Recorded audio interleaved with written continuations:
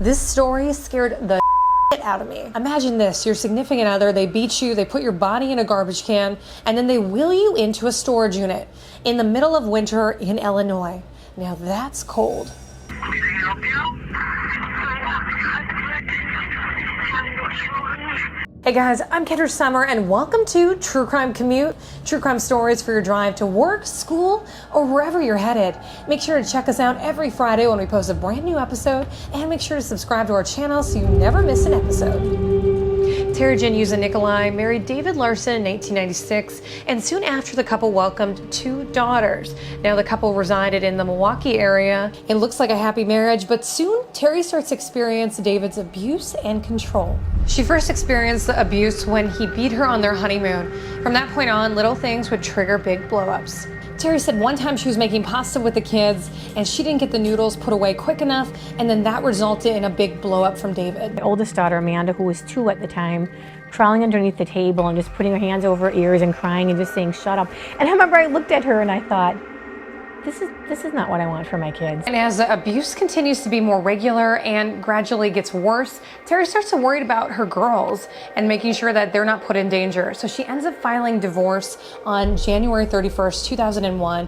Remember that date, it's gonna show up in the story a little bit later. Teri goes in, she pleads her case and talks about all the abuse that she's experienced at David's hand.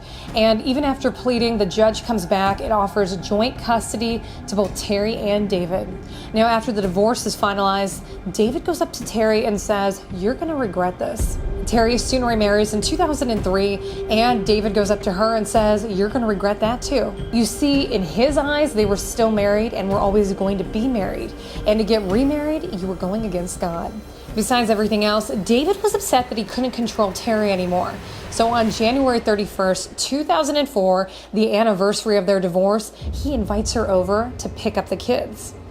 Teri's new husband had offered to tag along that day for the pickup, but Teri said no. She was trying to limit her new husband's exposure to her abusive ex and also negate a blow-up in front of her children. You see, she was on cloud 9 because Teri and her new husband had found out that they were pregnant the night before. And Teri arrives at David's house. He tells her the girls are inside playing and quickly ushers her inside the house. He opened up the door and said, "Well, the girls are hiding. They want you to come in and find them."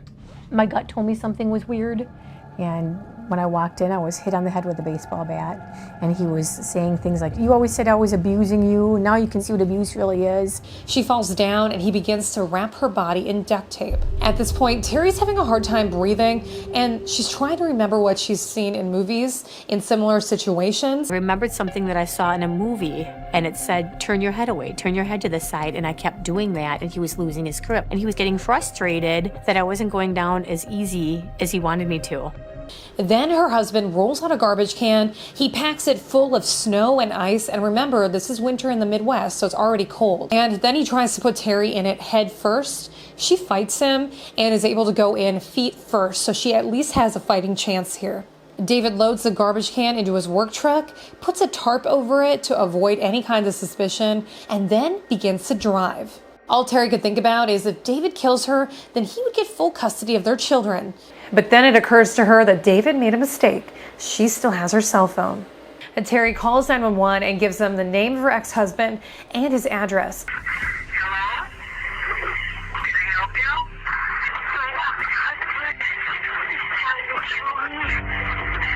Your husband's trying to kill you? Does he have you handcuffed or what? No. Police race to David's house and they find bloodstains on the carpet. And now the big question for law enforcement, where's David taking Teri and their daughters? And then Teri puts her hand through the garbage can to flag down traffic.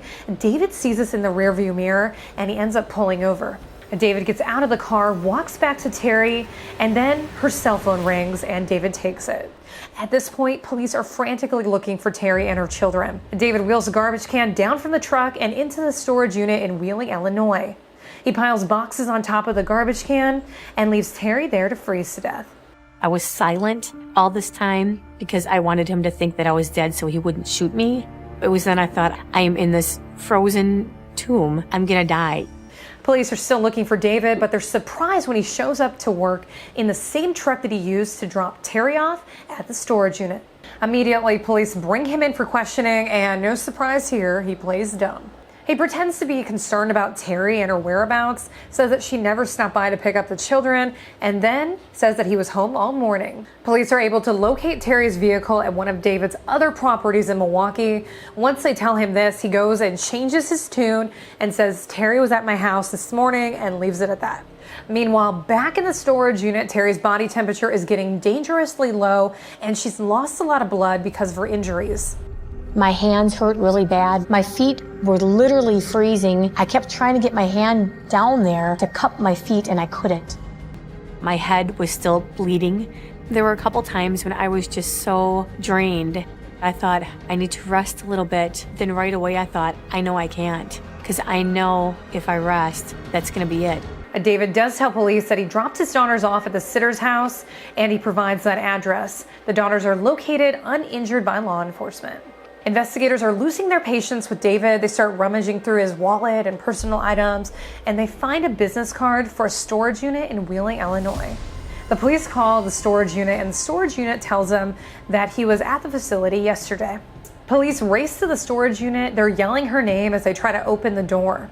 As they open the unit door, they find the baseball bat that David used, and Teri's body temperature was at 84 degrees.